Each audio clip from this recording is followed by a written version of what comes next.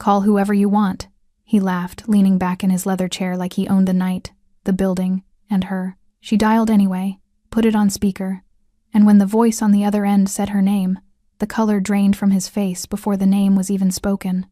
Because the man answering wasn't a lawyer, wasn't the police. It was Teobaldo Avila, and he was already on his way. If this story pulled you in, go ahead and subscribe so you never miss what's ahead. I've got another unforgettable story coming tomorrow. And while you're here, drop a comment and tell me where you're watching from. I love seeing people tuned in from all over the world. Okay, let's get back into it. The office was dim. One lamp burning amber in the corner. The city beyond the windows dark and indifferent. A desk between them wide, polished. The kind of desk that exists to remind people of distance. Anderson Tales sat behind it. White shirt, untucked at one side. Dark tie loosened at the collar like the evening had already exhausted him, though the only thing he had done tonight was wait for her. He was leaned back in his leather chair with the ease of a man who had never once questioned whether a room belonged to him. His watch caught the lamplight when he moved. He let it. Ashley stood on the other side. She still had her apron on. Dark fabric, slightly dusty at the hem from the kitchen pass. Her order pad tucked at her waist habit. Even now, even here. Her hair was pulled back the way she always wore it for a double shift, a few loose strands fallen across her face. She hadn't fixed them. There hadn't seemed to be a point. She had come for her pay. That was all. That was the entire reason she was standing in this office at 11:40 at night, instead of on a bus going home to a apartment that still smelled like the candle she'd burned down to nothing 2 weeks ago, trying to make the place feel less cold. She needed her money. You're not getting paid this month. He said it the way you say the weather. Flat, certain, already bored by it. Ashley looked at him. For what reason? Not a question. She was too tired for the inflection. Anderson tilted his head slightly, like she'd said something almost amusing. He picked up the pen on his desk, turned it once between his fingers, set it back down. You know the reason. She did not move. She had learned, across 5 months of this, that movement was information, that flinching told him something, that stepping back told him more. So she stood exactly where she was, in her dusty apron, with her order pad at her hip, and she looked at him without expression. I don't, she said. Explain it to me. Something shifted in his face then. The amusement sharpened. He stood slowly, the way men stand when they want the standing itself to mean something, and walked around the side of his desk. Not toward her. Not quite. Just around. Repositioning. Closing the geometry of the room. His voice dropped. You give me what I've been asking for, right here, tonight. And maybe I reconsider the whole month. The air in the room changed quality. It got thicker. Ashley felt her stomach drop the way it always dropped in this office, a cold, fast plunge, and then she felt something else move through her underneath it. Something that had been quiet for 5 months and was no longer interested in being quiet. No, she said. Simple. The same answer she had given him the first time, he asked. The same answer she had given him every time since. His expression hardened. The softness false as it was left his face entirely. Then you get nothing. He walked back to his chair, settled into it, spread his hands open on the desk. And you can call whoever you want. Ashley didn't respond. Police? He gestured loosely. I'll tell them you've been stealing from the register. We've had discrepancies. A pause. Lawyer? I'll have mine bury it in paperwork until you can't afford to keep paying yours. He leaned back. Union? There is no union here, sweetheart. You signed the contractor agreement on your first day, remember? He let all of it land. Then he laughed. Not a sharp laugh, not cruel exactly. Almost warm the laugh of a man genuinely entertained. He leaned back further in his chair, one hand resting on the armrest, and he laughed at the apron and the order pad and the loose strands of hair and the fact that she was still standing there. Call whoever you want. Before that laugh, there were 5 months. That is the part of this story that matters. The part Anderson Tales had never thought to learn, because learning it would have required him to see her as something other than a problem he could simply outlast. He didn't know about month 1 when she had filed a formal complaint with the shift manager, 2 paragraphs, specific dates, specific incidents. The complaint was acknowledged by email, automated, followed by nothing. He didn't know about month 2 when she approached the only other senior female staff member, a woman named Patricia who had worked the floor for 6 years. Patricia had listened, made sympathetic sounds. By the next morning, Ashley's Friday and Saturday shifts, her highest-earning nights, had been quietly reassigned. He didn't know about month 3, the free consultation with a labor attorney in an office above a dry cleaner 4 streets over.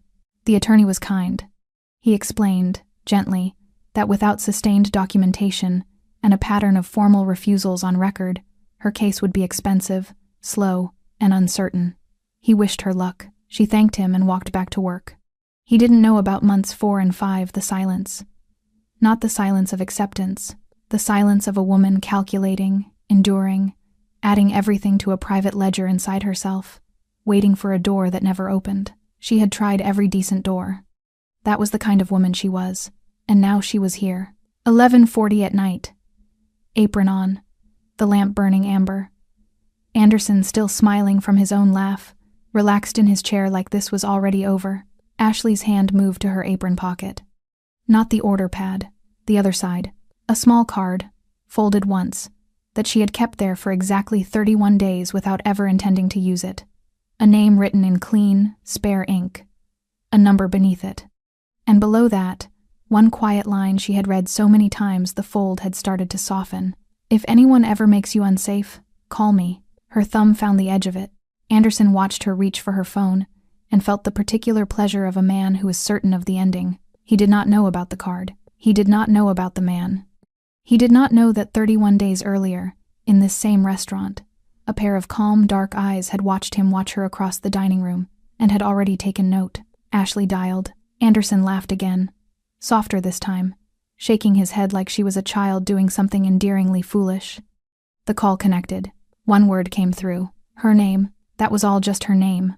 But the voice that carried it was so controlled, so utterly unhurried, that the laugh died in Anderson's throat before he even understood why. 8 months earlier, Ashley Cole almost didn't take the job. She had stood outside Tails and Ember for 4 minutes before walking in. She remembered because she had counted. The kind of counting you do when your body knows something your mind hasn't admitted yet. The restaurant looked expensive from the outside. Warm lighting behind tall windows. The kind of place where the menu had no prices on the version they handed women. She had needed that not to matter. So she straightened her collar, picked up her bag, and walked through the door. The interview lasted 11 minutes. A woman from HR named Donna, efficient and pleasant, explained the contractor terms, the shift structure, the dress code, plain shirt, dark apron, hair back. She slid the paperwork across, and Ashley signed where indicated without asking too many questions, because she had learned, by then, that asking too many questions in an interview was how you lost jobs you needed. She needed this one. The numbers were simple and brutal. 3 months behind on rent. Her mother's prescription costs had doubled since the insurance lapsed.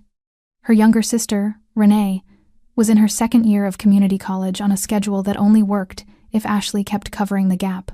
The figures did not leave room for pride about which door she walked through. Donna shook her hand and said, "You can start Thursday." Ashley smiled and said, "Thank you. I'll be here." She was 30 minutes early. She was good at the work. That was never the question.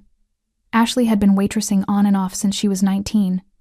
She knew how to read a table, how to time a refill before the glass looked empty, how to be warm without being familiar. She learned the menu in 2 days. She learned the kitchen staff's rhythms in 4. By her 2nd week, the regulars were asking for her section. The other servers noticed.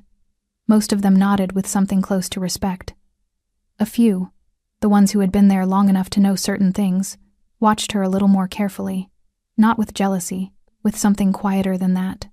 A woman named Gloria, mid-40s, had worked the floor for 3 years, had pulled her aside one afternoon near the staff lockers, not dramatically, just paused beside her and said, low, while folding her apron, "Keep your shifts professional. Don't stay after close if you can help it. And if he asks you to come to the office, find a reason not to." Ashley had looked at her. "He?" she said. Gloria glanced once toward the hallway that led to management, then back. "Just keep it in mind," she said, and walked away. Ashley had filed it somewhere and kept working. She saw Anderson Tails properly for the first time at the end of her 1st week. He came through the dining room on a Thursday evening not to greet customers, not to manage anything visible, just moving through the space the way owners move through spaces they consider extensions of themselves. Dark trousers, white shirt with the collar open, one button too many for a man his age. A watch that picked up light from every direction. He was handsome in the way that certain men are handsome when they have money, not genuinely, but convincingly. He paused at the edge of her section. She was clearing a foretop. She felt the pause before she saw it. The particular quality of being watched, not glanced at. Watched landed on the back of her neck like a change in temperature. She looked up. He smiled. Easy. Practiced. New? He said. Yes, Ashley. Started Thursday. I know. Still smiling. You're doing well. She thanked him and went back to clearing the table. She told herself it was nothing. Owners noticed new staff. That was normal. The smile was just managerial. The pause was just assessment. She told herself these things and mostly believed them. By the end of the second week, she stopped believing. It started small. The way these things always start small. Small enough that when you try to describe them to someone later, you can hear yourself sounding uncertain, unreliable. Like maybe you misread it, a hand on her shoulder that stayed 2 seconds too long. You look tired today. You should rest better. I worry about my staff. A request to stay 15 minutes after her shift to go over feedback. Feedback that turned out to be him sitting on the edge of his desk, telling her she had natural warmth, and that the restaurant needed more of it. The first time he asked her to stay late privately, she said she had somewhere to be. She didn't have anywhere to be. She went home and sat in her kitchen and ate cereal and stared at the far wall. The second time, she said she wasn't feeling well.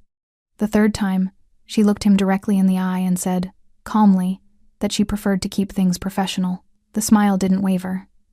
He nodded like she'd said something reasonable and walked away. The following Monday, her weekend shifts disappeared from the schedule. No explanation. No conversation. When she asked Donna in HR about it, Donna looked briefly uncomfortable and said scheduling was at management's discretion and that things shifted based on performance needs. Ashley's performance had not changed. She knew it. Donna knew it. The kitchen staff knew it. She applied for 2 other positions that week. One didn't respond. One offered half the hourly rate. She did the math against her rent, her mother's prescriptions, Renee's tuition gap, and put her phone face down on the kitchen table. She went back to work on Tuesday. Gloria caught her eye across the dining room floor that evening, just briefly. No words. The look said, now you understand. Ashley looked away first, picked up 2 plates from the pass, carried them to a table of 4 who were laughing about something. The easy, loud laughter of people having a pleasant evening. People who had not spent their lunch break doing arithmetic about survival. She set the plates down carefully, smiled, asked if they needed anything else. They didn't. She walked back to the kitchen. She did not cry until she was home, door locked, apron folded on the chair by the entrance, the same chair where she'd set her bag on her very first Thursday, 30 minutes early, full of the particular hope that comes from having no other options. That hope was still there. Smaller now. But still there. She was going to need it. He came in on a Wednesday. That detail stayed with Ashley afterward, not the night itself, not what was said, but the ordinariness of the day it happened. Wednesday. Midweek. The dining room at Tails and Ember was running at about 2/3 capacity, the kind of evening where the kitchen wasn't overwhelmed but wasn't idle either. Background music at the right volume. Candles doing what candles do. She was refilling water at a corner 2-top when the door opened. She didn't look up immediately. Doors opened constantly, but the room changed not loudly, not all at once, just a subtle shift in atmosphere, the way a room changes when something enters it that the room wasn't entirely prepared for. She looked up. 3 men, walking in with the kind of unhurried certainty that doesn't require space to be cleared, but finds it cleared anyway. 2 of them slightly behind, broad, quiet eyes moving across the room with professional patience. The one in front. Black suit, no tie. The collar of his shirt opened just enough to show the beginning of ink that ran up his neck dark. Deliberate lines of tattooing that continued down both hands, visible when he moved. He wasn't tall in a way that demanded attention. He was still in a way that commanded it. His hair was dark, swept back, neat. A small scar sat above his right eyebrow, pale and old. A thing that had healed long ago and been kept ever since, like a quiet fact about who he was. He scanned the room once, not like a man looking for a table, like a man confirming what he already suspected. The host seated them in Ashley's section. Of course he did. She gave herself exactly 3 seconds outside the kitchen pass. 3 seconds to register the table, note the body language, calibrate her approach. She had learned early that every table had a temperature before you arrived at it: nervous energy, anniversary softness, business tension, and that reading it correctly in the first 10 steps was most of the job. This table's temperature was controlled, not cold, not hostile, just contained. Like the 3 men had arrived with everything already decided and required very little from the evening except that it proceed without incident. She approached, set down the menus, made brief, professional eye contact with each of them. He looked at her when she reached his side of the table. Not the way Anderson looked at her, not with that particular inventory quality, that tallying look she had learned to recognize and brace for. This was different, observational, like he was noting something without having decided yet what to do with the information. "Good evening," she said. "Can I start you with water?" "Please," he said. His voice was low, unhurried, the single word carrying enough weight that she felt the 2 men beside him marginally relax at the sound of it. She took their drink orders and left. She served their table the way she served every table, professionally, attentively, without excess warmth or manufactured familiarity. The 2 associates ordered efficiently. He ordered simply steak, medium, nothing added or modified, the order of a man who decided what he wanted and did not second-guess it. He didn't speak much during the meal. The associates talked quietly between themselves, low conversation she didn't try to hear. He listened more than he spoke, ate without looking at his phone. When she came to refill his water a second time, he said thank you without being prompted, which she noted because it was rarer than it should have been in a restaurant at this price point. It was a quiet table, good table, the kind you were grateful for on a Wednesday. She was clearing the adjacent section when it happened. She hadn't slept properly the night before. Her mother had called twice. The pharmacy had flagged a problem with the refill, something administrative, something that needed to be resolved before the weekend. Ashley had been on hold for 40 minutes before the line disconnected. She had called back, been put on hold again, eventually gotten through to someone who told her it would be sorted by Friday. Maybe. She had gone to bed at 1 a.m. with a headache behind her eyes that the sleep hadn't entirely cleared. She'd been holding the remains of it all shift behind her professionalism, behind her careful warmth, behind the smile she had become expert at maintaining. She thought it was invisible. It wasn't. She was reaching across to collect a side plate when she heard his voice, quiet, directed, close enough that it was clearly intended for her. "Why are you crying?" She straightened immediately, touched the corner of her eye with one finger. She hadn't even felt it start, just the pressure of the evening finding the one small gap in her composure. She looked at him. He was watching her with an expression she hadn't seen on a customer before. Not pity, not discomfort, not the particular awkwardness of someone who had noticed something inconvenient and wished they hadn't. Just attention.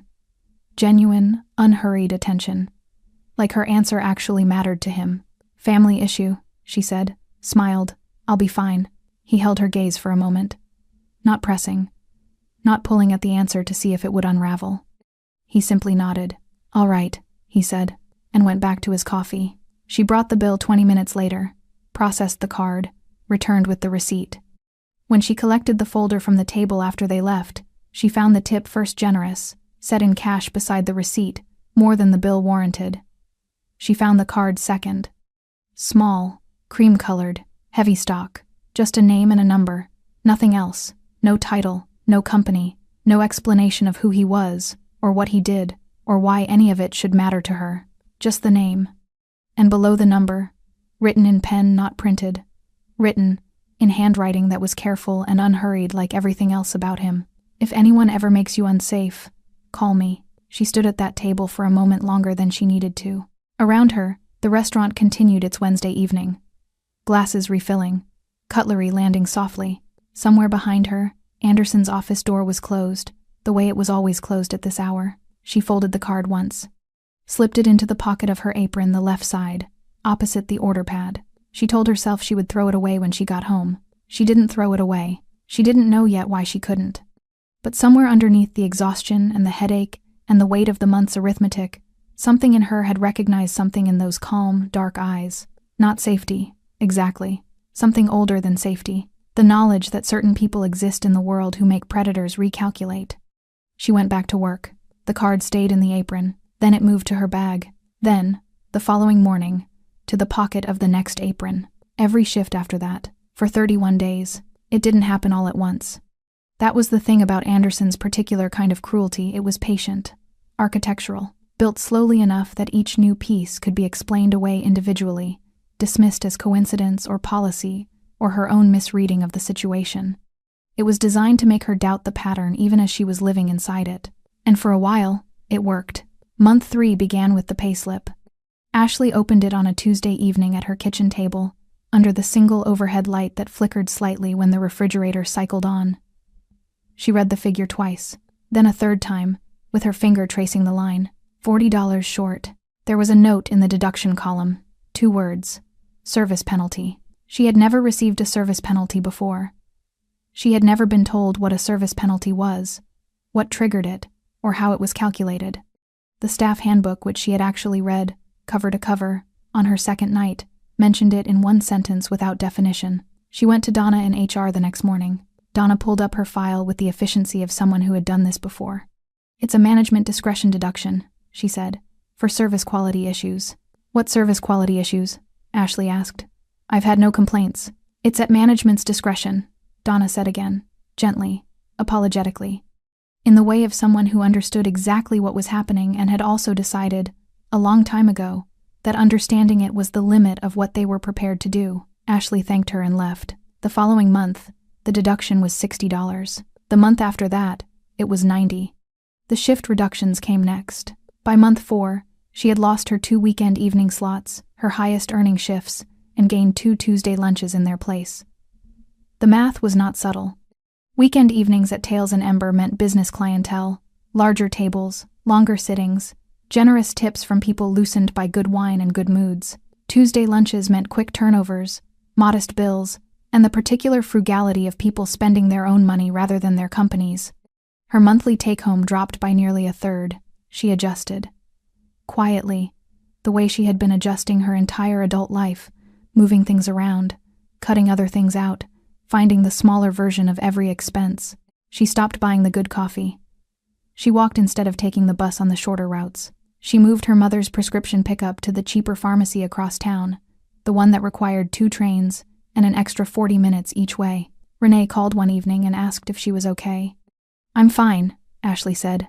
"Just a slow month. You sound tired." "I'm always tired. I'm a waitress." Renee laughed. Ashley laughed with her. After they hung up, she sat in the quiet of her apartment for a long time without moving. The public humiliation was the part she hadn't anticipated. The salary cuts she could track, the shift reductions she could document. But this was shapeless, harder to hold, designed specifically to be dismissed as management. It began with small corrections made loudly. Anderson passing through her section during service, and pausing to rearrange a placement she had already set correctly, not because it was wrong, but because the pause itself sent a message to anyone watching. Then, customers being quietly redirected. She would greet a table, take their drink order, disappear to the kitchen, and return to find them transferred to another server. No explanation offered to her. If the customers noticed, they said nothing. She was left holding a water jug in the middle of a dining room, recalibrating. Then, the whisper campaign. She became aware of it the way you become aware of a smell gradually, then all at once. A regular who had always requested her section suddenly didn't. A table of 4, who had left glowing reviews of her service, stopped coming in entirely. One evening, she overheard a fragment of conversation between the host and a waiting party. Something about Ashley being difficult, and the word landed in her chest like a stone. Difficult. She had never raised her voice, never argued publicly, never done anything except refuse, quietly and repeatedly, the thing he had asked for. But difficulty, she was learning, was not about behavior. It was about compliance, and she had not complied. Gloria found her in the staff room one evening in month 5. Ashley was sitting on the bench by the lockers, still in her apron, not doing anything, not on her phone, not eating, just sitting in the 10-minute gap before the evening rush with her hands in her lap and her eyes on the middle distance. Gloria sat beside her without asking. For a moment, neither of them spoke. "You filed the complaint," Gloria said finally. "Not a question." "Month 2, Ashley said. Gloria nodded slowly. "I filed one too. My second year." A pause. Nothing happened. Ashley looked at her. "How long have you let it go on?" Gloria asked. 5 months. Gloria was quiet for a moment. Then, "Why are you still here?" The answer was simple and terrible, and Ashley gave it without drama. Rent, my mother's medication, my sister's tuition gap, a breath. I did the math. I can't afford to leave. Gloria looked at her hands, then back up. He knows that, she said softly. That's why you. Ashley had suspected it. Hearing it said aloud by someone who had watched him long enough to know his patterns that landed differently, not as a revelation, as a confirmation. She was not a coincidence. She had been selected. She went home that night to a rent overdue notice slipped under her door. She picked it up. Read it. Set it on the kitchen table, next to the half-eaten meal she hadn't finished, and the phone with 3 missed calls from the debt collection agency, and the small pile of papers she kept in a folder marked, in her own handwriting, just in case. She sat down, opened the folder.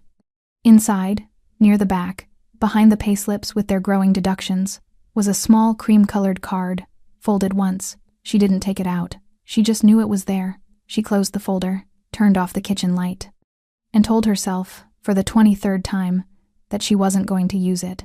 She was still telling herself that when she fell asleep, the shift ended at 11. Ashley knew something was different by 9. It wasn't anything she could point to specifically. Not a word said. Not a look held too long. Just a texture in the evening that felt wrong. Anderson had been in the dining room more than usual, moving through it with a kind of patient deliberateness, checking things that didn't need checking. Twice she felt his eyes on her from across the room. Twice she looked up and found him already looking away. By 10:30, the dining room was nearly empty. The kitchen was winding down. The other servers were cashing out their sections, collecting their things, saying quiet goodnights to each other, the normal sounds of an evening closing. She was wiping down her last table when Donna appeared at her elbow. Anderson wants to see you before you leave, Donna said, not meeting her eyes. About your pay. Ashley's hands stopped moving on the table. She looked at Donna. Donna looked at the floor. Okay, Ashley said. She stood outside his office door for a moment before knocking. The hallway back here was different from the dining room. No warm lighting, no background music, no careful atmosphere management. Just a corridor with overhead fluorescents and the ambient sound of the kitchen extractors winding down. A fire exit at the far end with a small red sign above it. She noted the fire exit the way you note things when some quiet part of you is already preparing. She knocked. Come in. The office was dim. One lamp burning in the corner amber, warm, at odds with everything about the moment. His desk dominated the center of the room. Wide, dark wood, the kind of desk purchased to establish something about its owner before a single word is spoken. Anderson was seated behind it, white shirt, untucked at the side, tie loosened, leaned back in his chair with the particular relaxation of a man who has been waiting and found the waiting easy. His watch caught the lamplight. He let it. He didn't stand when she entered. Close the door, he said. She closed it. Left her hand on the handle for 1 extra second, not pulling it back open, just maintaining the contact. Then she let go and turned to face him. Donna said this was about my pay, she said. It is. He gestured at the chair across the desk. Sit. She didn't sit.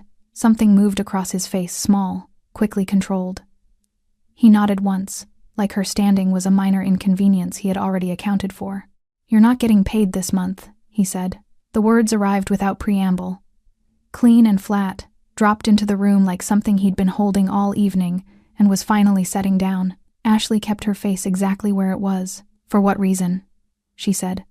Accumulated service penalties. I've never received a formal warning. Not one.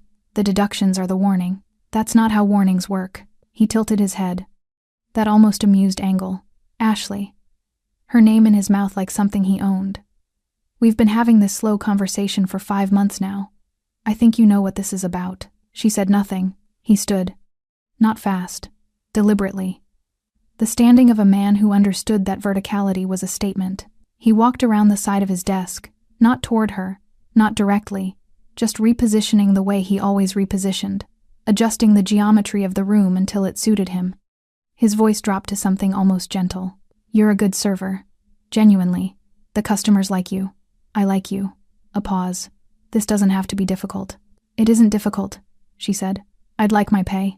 The gentleness evaporated. You give me what I've been asking for, he said quietly.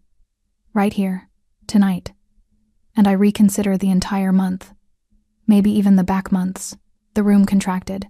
Ashley felt her stomach drop that cold, familiar plunge, and beneath it, something else.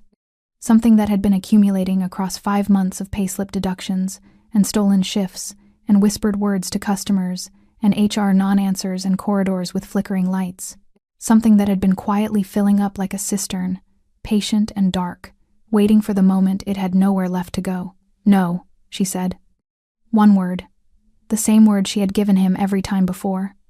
But something in it was different now, not louder, not harder, just final.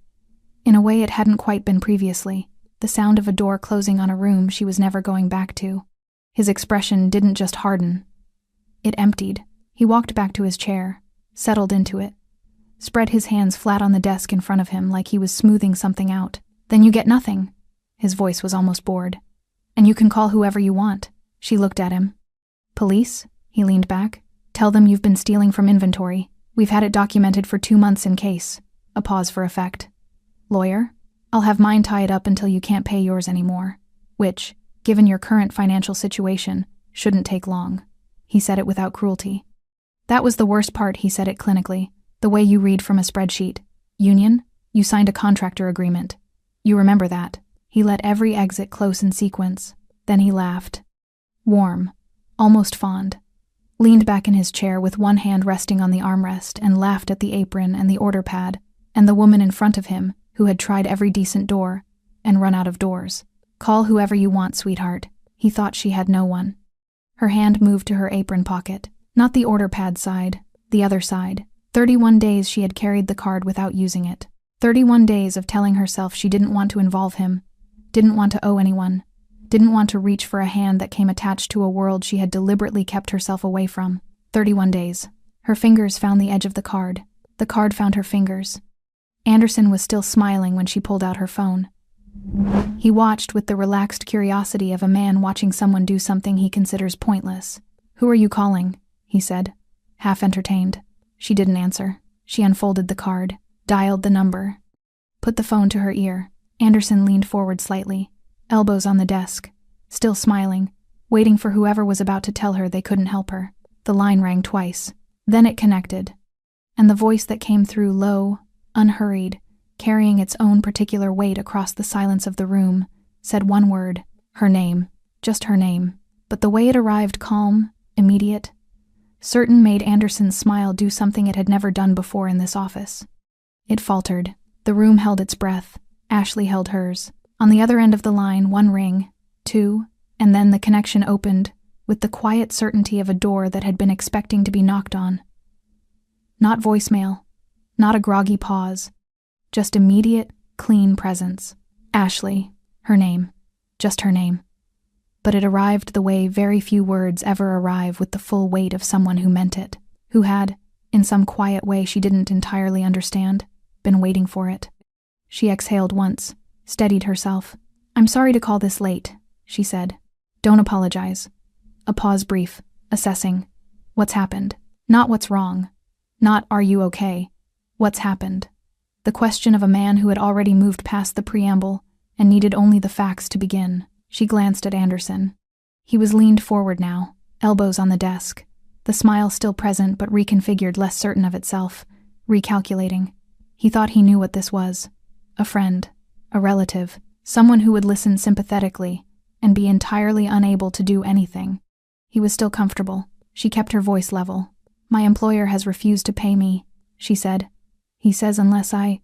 She paused, choosing the words carefully. "Unless I give him something I've refused to give him. For 5 months." Silence on the line. The particular silence of someone who has heard what you have said and is now deciding what it means for the person who said it to him. Then, "Put me on speaker." She lowered the phone, pressed the button, set it on the edge of the desk between them in the space where the lamp threw its amber light, where Anderson's hands rested flat on the dark wood.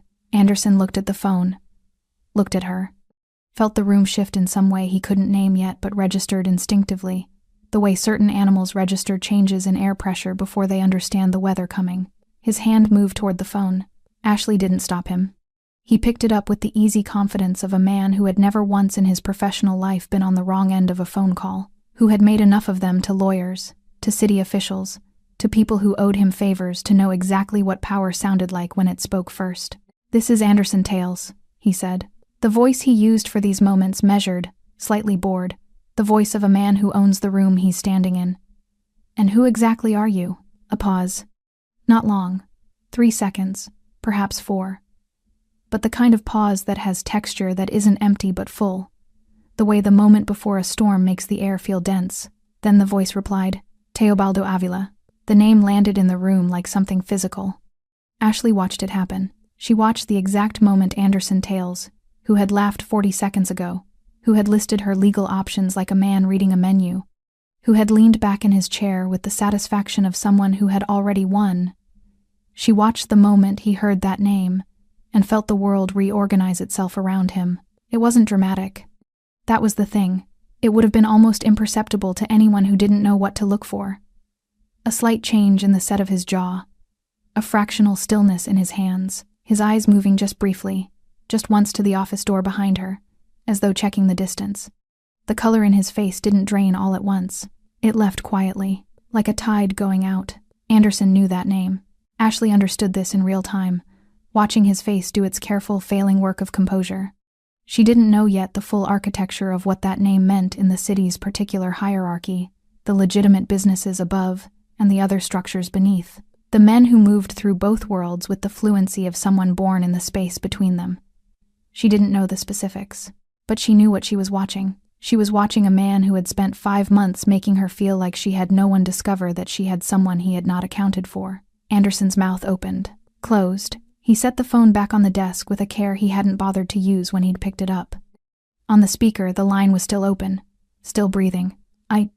Anderson started, stopped, reconfigured. "There's been a misunderstanding here. This is a private employment matter." "I'm not talking to you," Teobaldo said. Simple, not hostile. Just a statement of fact, clean as a line drawn in clean ink. A beat of silence, then, directed at Ashley. "Tell me the amount he owes you." She had done this math so many times the numbers came without effort. 5 months of deductions, she said. 40, 60, 90, 90, 110. Plus this month's full salary withheld. "And what is your monthly salary?" she told him. She heard nothing on the line for a moment.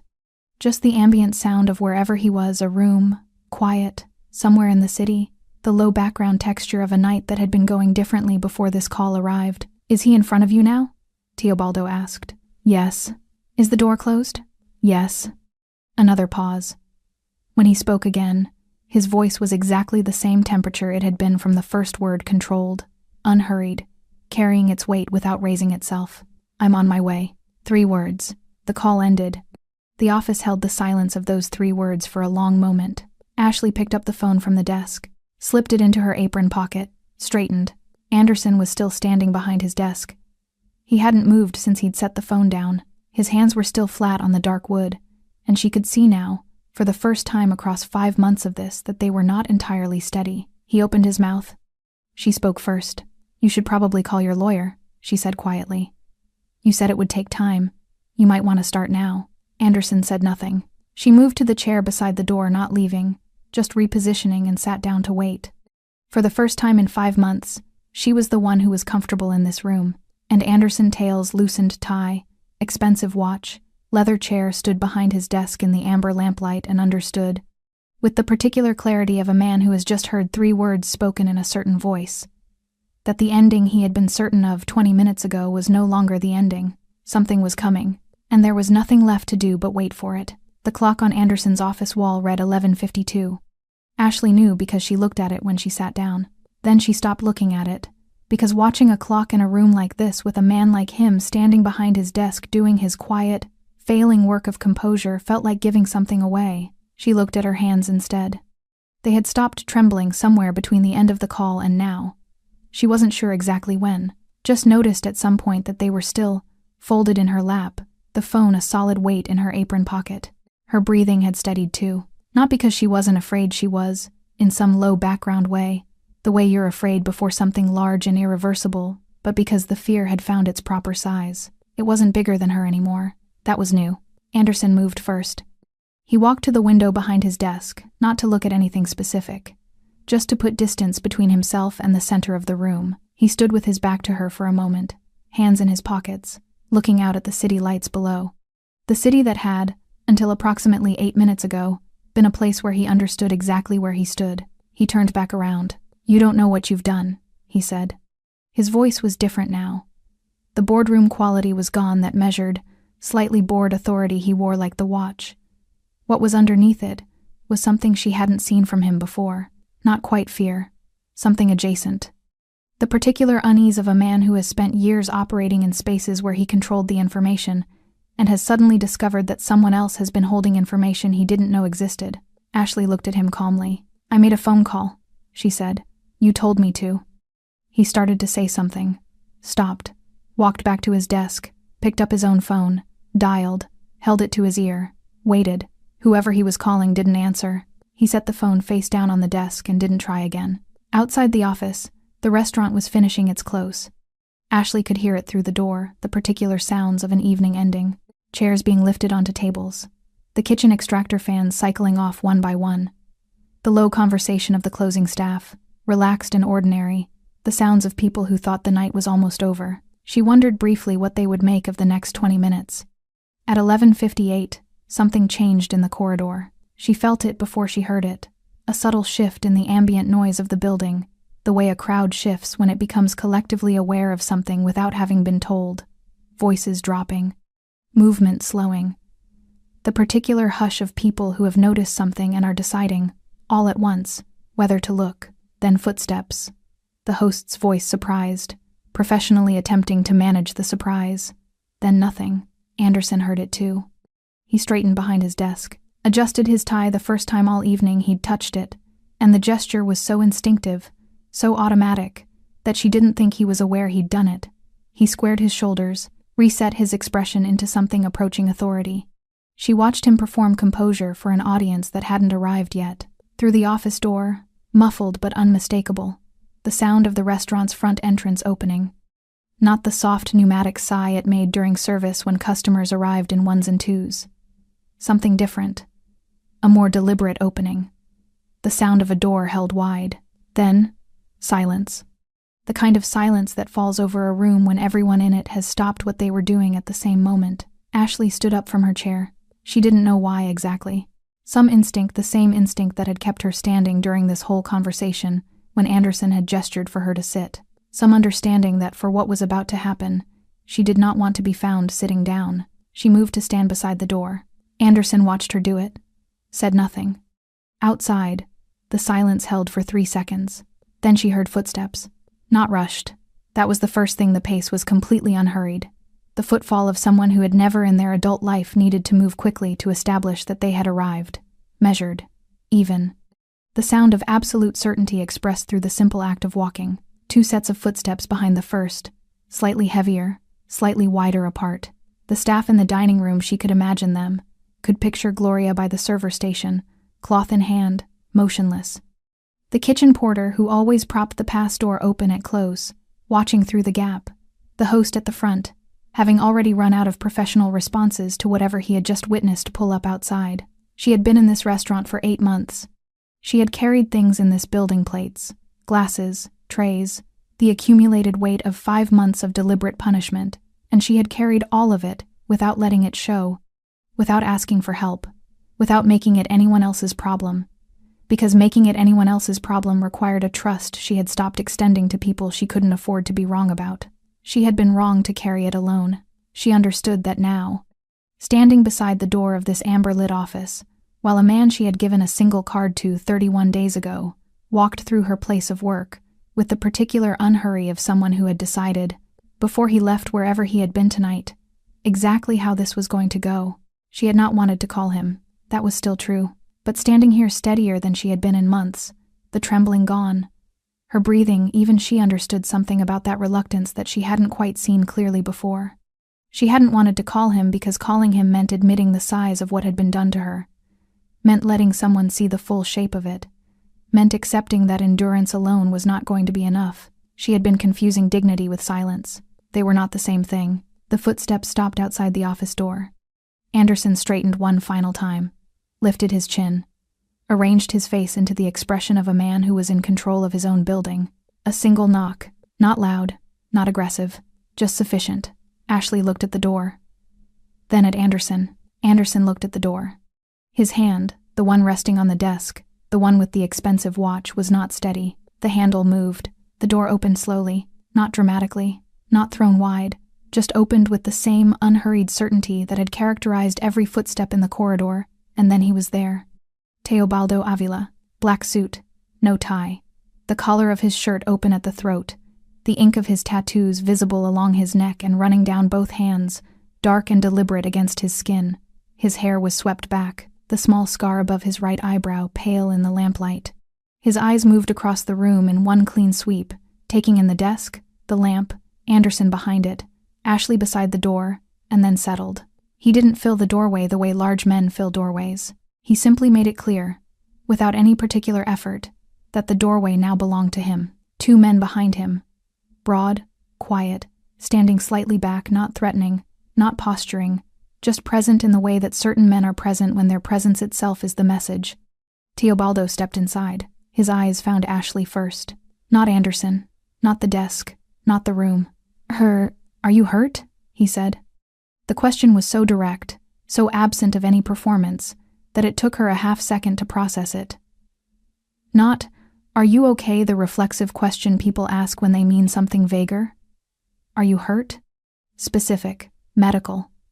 The question of someone who needed accurate information before proceeding. "No," she said.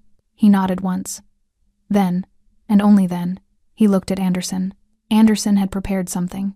She could see the remnants of it in his posture, the set of his jaw, the way his hands had been arranged on the desk to project ownership of the surface they rested on. He had spent the 15 minutes constructing a version of himself that could receive this visit with authority intact. It lasted approximately 4 seconds under Teobaldo's gaze. "Mr. Avila." Anderson's voice came out almost right. "Almost. I think there's been a significant misunderstanding here.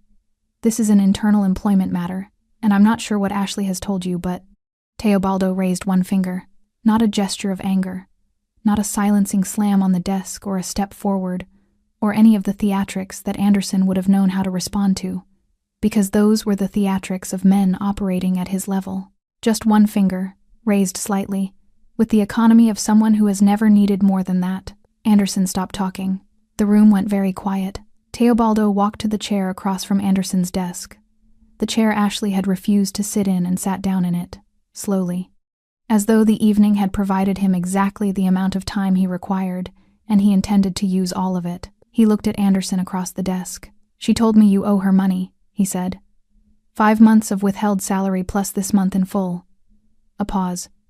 "Is that accurate?" Anderson's mouth worked. "There were performance deductions that—" "I didn't ask about deductions." Teobaldo's voice didn't rise. It never rose. It simply became more precise, the way a blade becomes more dangerous, the finer its edge. "I asked if the amount she described is accurate." Silence. "Is it accurate?" he said again.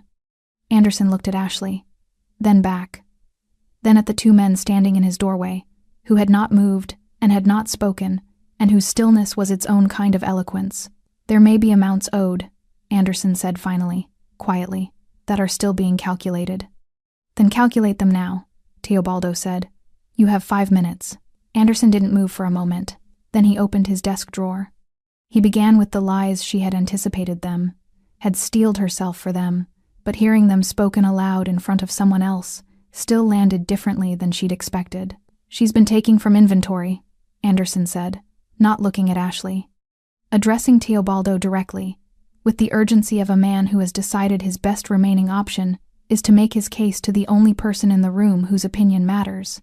"Small amounts, consistently. We have records. She's been difficult with customers. I have complaints on file. I've eaten at this restaurant," Teobaldo said, "for 2 years. Anderson stopped. "My table." Teobaldo's eyes were steady, unhurried, fixed on Anderson with the calm patience of someone who has already heard the ending of this sentence and is simply waiting for Anderson to catch up. "She has served my table. I have watched her work." A pause. "She doesn't steal." The word landed in the room and stayed there, "and I have not filed a complaint." He leaned forward very slightly. "If you produce one with my name on it, we will have a different conversation." Anderson's file stayed closed. "You have 4 minutes," Teobaldo said. Anderson went to his office safe. Ashley watched him cross the room, the man who had leaned back in his chair 40 minutes ago and laughed at her, who had listed her legal options like weapons in an inventory, who had said, "Call whoever you want," with the absolute confidence of someone who had already accounted for every possible response. His hands were shaking when he worked the combination. The safe opened. He reached inside, pulled out an envelope, then a second, then counted from a third. The room was so quiet that the sound of the counting was audible, the soft friction of bills being moved from one hand to another by fingers that couldn't quite hold their steadiness. He crossed back to the desk, set the envelope down. Teobaldo looked at it, then at Ashley. "Count it," he said. She crossed to the desk, picked up the envelope, counted carefully, the way she had been counting things her whole life: rent, prescriptions, tuition gaps, payslip deductions, with the focus of someone for whom numbers have always had real consequences. It was right. All of it. 5 months of deductions, the withheld salary, the full amount she had tracked in her own careful records, and never once been able to prove to anyone who could do something about it. "It's correct," she said. Teobaldo nodded, then looked at Anderson. "Give it to her directly," he said. Anderson picked up the envelope from the desk. He crossed to Ashley and placed it in her hands. She had imagined this moment in the abstract, in the way you imagine things you've stopped letting yourself want too clearly, and she had imagined feeling something large. Triumph, maybe, or the particular release of something long held finally being set down. What she actually felt was quieter than that. Just right. The simple, clean sensation of a thing being as it should be. After a very long time of it being wrong, she held the envelope. Anderson could not look at her. Teobaldo stood. He buttoned the single button of his jacket unhurried, precise, and then looked at Anderson with an expression that wasn't anger, and wasn't satisfaction, and wasn't anything that could be simply named. "If I hear her name come out of your mouth," he said, "in any context, to any person, for any reason," he glanced briefly toward the office window, toward the dining room beyond it, "my men will be outside this building by morning, and it will not open." Anderson nodded rapidly. "Yes, of course, absolutely."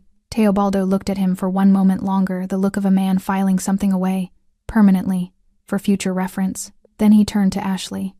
The shift in his expression was not dramatic, but it was real, a slight softening around the eyes, something that had been held in restraint releasing just enough to be visible. "You mistook her silence for weakness," he said. He wasn't talking to her, he was talking to Anderson, but he was looking at her when he said it. And something about being seen that clearly by someone who owed her nothing, who had come here at midnight in a black suit because she had finally, after 31 days and 5 months, and a lifetime of carrying things alone, made a single phone call. Something about that undid a small, carefully maintained knot somewhere in her chest. She didn't cry, but it was close.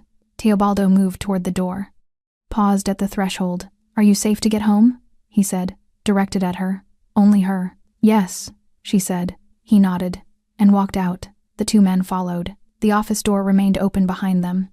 Ashley stood in the amber lamplight, envelope in her hands, and listened to those unhurried footsteps move back through the dining room, through the silence of the staff, through the restaurant that had witnessed everything and would remember all of it, and out through the front door. Anderson didn't speak. There was nothing left for him to say. The dining room was frozen. That was the only word for it: frozen. The way a frame freezes when a film stops mid-motion. Every person caught in the attitude of whatever they'd been doing when the 3 black SUVs had pulled up outside, and the front door had opened, and the evening had become something else entirely. Gloria was by the server station, cloth in hand, the kitchen porter in the past doorway, the host behind his stand, professionally attempting an expression of normalcy and not quite reaching it. 2 customers who had stayed for a final drink sat very still at their corner table, watching. Teobaldo walked through all of it without acknowledging any of it, not dismissively, not coldly, just with the complete self-containment of someone who had decided what this evening was about before he arrived, and had no remaining attention for anything peripheral. He reached the front of the restaurant, stopped, turned back to look at the room. His eyes moved across the staff, not threatening, not performing, just taking a slow, unhurried inventory of every face. The kind of look that says, "I have seen you. I will remember having seen you. Conduct yourselves accordingly." Nobody moved. Nobody spoke. Then he walked to the door and held it open. Ashley stepped through first. Outside, the night air was cold and clean, in a way the office hadn't been. 3 black SUVs idled at the curb, their engines a low, continuous sound. A 4th man stood near the lead vehicle. He straightened slightly when Teobaldo appeared, then relaxed when Teobaldo gave a small, almost imperceptible shake of his head. Stand down, it resolved. The city moved around them, distant traffic, a siren somewhere northward, the ordinary, indifferent pulse of a night that had no idea what had just happened inside a restaurant on this block. Ashley stood on the pavement with the envelope in her hand. She was aware, suddenly, of how she must look. Apron still on. Order pad at her waist. Hair coming loose from the clip she'd put in 14 hours ago at the start of a double shift. The worn edges of the workday visible on every surface of her. She didn't try to fix any of it. Teobaldo stood beside her, looking out at the street. The lamplight from the restaurant window caught the ink along his hands, the pale line of the scar above his eyebrow. In profile, his face was utterly still. "You should have called earlier," he said, quietly, no accusation in it. "I know," she said. A pause. "Why didn't you?" She thought about the honest answer, about the HR complaint, and the labor attorney, and the 4 phone calls and all the decent doors. About the arithmetic of survival that had kept her in that building 5 months past the point where leaving would have been the rational choice. About the particular pride of a woman who has been handling things alone for so long that asking for help feels like a structural failure rather than a human right. "I didn't want to owe anyone," she said. He was quiet for a moment. "You don't owe me anything," he said. She looked at him. "The card wasn't a transaction," he said. Simply, plainly, it was a door. That's all. She looked back at the street, felt something shift in her chest. That knot again, the one that had come close to loosening in the office, and was now finishing the work. "He'll retaliate," she said. "When you're gone. When enough time passes and he recalculates." Teobaldo turned to look at her. "He won't." The certainty in his voice was not bravado. It wasn't the performed confidence of someone trying to reassure her. It was the flat, factual certainty of someone who understood the precise nature of the leverage in play and had no uncertainty about how it would hold. "He's a man who operates on the belief that he's the most dangerous thing in any room he walks into," Teobaldo said. "He was wrong about that tonight. He knows it now." A pause. "Men like that don't retaliate against reminders of their own limits. They avoid them." Ashley absorbed that. Then, "What if he lies? Tells people I stole? Damages my reference?" Teobaldo looked at her with something that was almost not quite, but almost a smile. Not warm exactly, just the expression of a man who finds a particular question straightforward. "Then I'll hear about it," he said. "And we'll have a different conversation with him." She believed him. That was the thing, she believed him completely. Not because he had performed certainty, but because everything about him, from the first moment he had walked into her section to the moment he had sat across from Anderson's desk, had been consistent. What he said and what he did occupied the same space. There was no gap between them.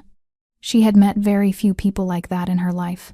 "There's a position," he said after a moment, "in one of my properties, legitimate front-of-house management. The woman running it is leaving at the end of the month." He paused. "It pays correctly. The owner doesn't visit after hours." Ashley looked at him. "Why?" she said. "Because you're good at the work," he said. "And you deserve to do it somewhere that doesn't cost you something every shift." She was quiet. Across 5 months, she had been offered nothing except the choice between compliance and punishment. The idea of something being offered simply because she had earned it without condition, without a cost she would discover later, sat in her chest, like something she had forgotten the shape of. "I'll think about it," she said. He nodded, as though that was exactly the right answer, as though he hadn't expected anything more immediate, and wouldn't have respected it if she'd given it. One of the SUV doors opened. His associate stepped out, stood at the vehicle's side. Teobaldo turned to leave. "Thank you," Ashley said. He paused, looked back at her once. "You carried that alone for 5 months," he said. "That took more strength than anything that happened in that office tonight." He walked to the vehicle, got in. The door closed. The 3 SUVs pulled away from the curb with the same unhurried certainty he brought to everything. No acceleration, no drama, just a smooth departure into the ordinary city night. Ashley stood on the pavement outside Tails and Ember. Apron on. Envelope in hand, the cold air sharp against her face. She thought about 5 months, about the payslips and the HR complaint, and the labor attorney and Gloria's look across the dining room floor, about the card in her apron pocket for 31 days, about the moment she had finally dialed and heard her own name, returned to her in a voice that made the room change. She thought about what he had said. You carried that alone for 5 months. That took more strength than anything that happened in that office tonight. She had spent 5 months being told, in the architecture of every penalty and shift cut and closed door, that her endurance was weakness. That silence was surrender. That staying was desperation. It hadn't been any of those things. It had been a woman with nowhere to go making herself a way through. She untied her apron, folded it once, cleanly, the way she folded things, set it on the windowsill of Tails and Ember, and walked away from the building without looking back. She gave 2 weeks' notice the next morning.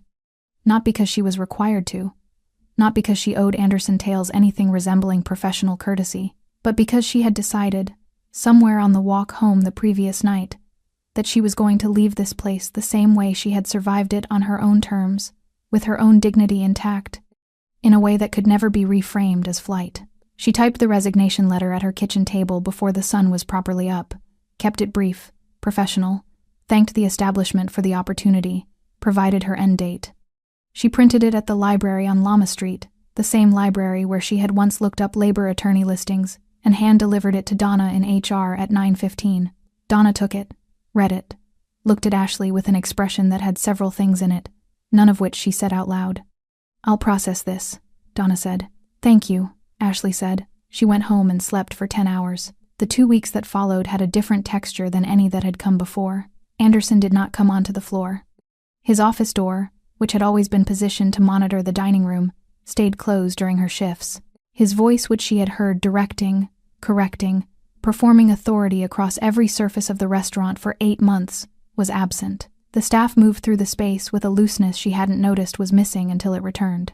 Gloria caught her on her second-to-last shift. They were both in the staff room, end of evening, and Gloria sat beside her on the bench by the lockers, the same bench, the same position, as that conversation in month 5 that had told Ashley what she already knew. He came in Monday morning, Gloria said quietly. Sat in his office for 4 hours, didn't call anyone in. Ashley said nothing. Patricia said he's been asking about insurance, the kind you get when you're closing a business. Ashley looked at her hands. She didn't feel triumph. She had examined herself for it, and found something quieter instead. A low, settled sense that the machinery of consequence was doing its work, without her having to watch it do so. Are you going to be okay? Ashley asked. Here. Gloria looked at her steadily. He knows better now, she said. Who's paying attention? Ashley nodded. Take care of yourself, Gloria said. You too. On her final shift, the kitchen staff made her a meal. Not an organized thing, not announced or ceremonial. Just, at the end of the evening, the head chef set a plate at the corner of the pass and said, without looking at her, You should eat before you go. She sat on a stool at the kitchen pass and ate a proper meal for the first time in longer than she could clearly remember, while the kitchen wound down around her, extractors cycling off, surfaces being wiped, the comfortable noise of people finishing a shared thing. She thanked them individually. They received her thanks with the slightly awkward grace of people who don't do sentimentality easily, but had decided this warranted an exception. She walked out of Tails and Ember at 11:40, the same time, she realized, as the night she had made the call. She didn't set her apron on the windowsill this time. She took it home, folded it, put it in a drawer. Some things you keep not because you want to look at them, but because they are part of the story of how you became who you are. Teobaldo's associate called 4 days later. A woman named Iris, efficient and pleasant, who explained the position front of house management at a private dining establishment in the city's northern quarter. The hours, the salary, which was correct in a way that Ashley sat with for a moment after she heard it. The start date. Ashley asked 2 questions. The first, who she would report to. Iris, directly, the woman said. And above her, the property manager. Mr. Avila is an owner but not an operational presence. The second, whether the offer was contingent on anything beyond her professional performance. A brief pause on the line. Then, with something that might have been the edge of a smile in the voice. No, it's a job, Miss Cole. Just a job, she accepted. She saw Teobaldo once more before she started. Not arranged, she was walking through the northern quarter 2 days before her start date, familiarizing herself with the area, the routes, the nearest pharmacy for her mother's prescription. the nearest coffee that wasn't too expensive. She turned a corner and he was there, coming out of a building with one associate, mid-conversation, unhurried as always. He saw her. Stopped. Miss Cole. Mr. Avila. A brief pause. The city moved around them. You look different, he said. She thought about that. About what was different. Whether it was visible from the outside, or just something she carried differently now. The weight that had been redistributed. The silence that had a different quality. Chosen now rather than imposed. I slept, she said. Something shifted briefly in his expression. Not quite a smile. Warmer than his default. There and gone. Good, he said. His associate murmured something. He glanced over, then back at her. You'll be well placed there, he said. The staff are good. The work is straightforward. I didn't want to call you, she said. It came out simply, without drama, just a thing that was true that she wanted him to know she knew. He looked at her. I know, he said. That's why I came. He nodded once. His associate opened the car door. He got in.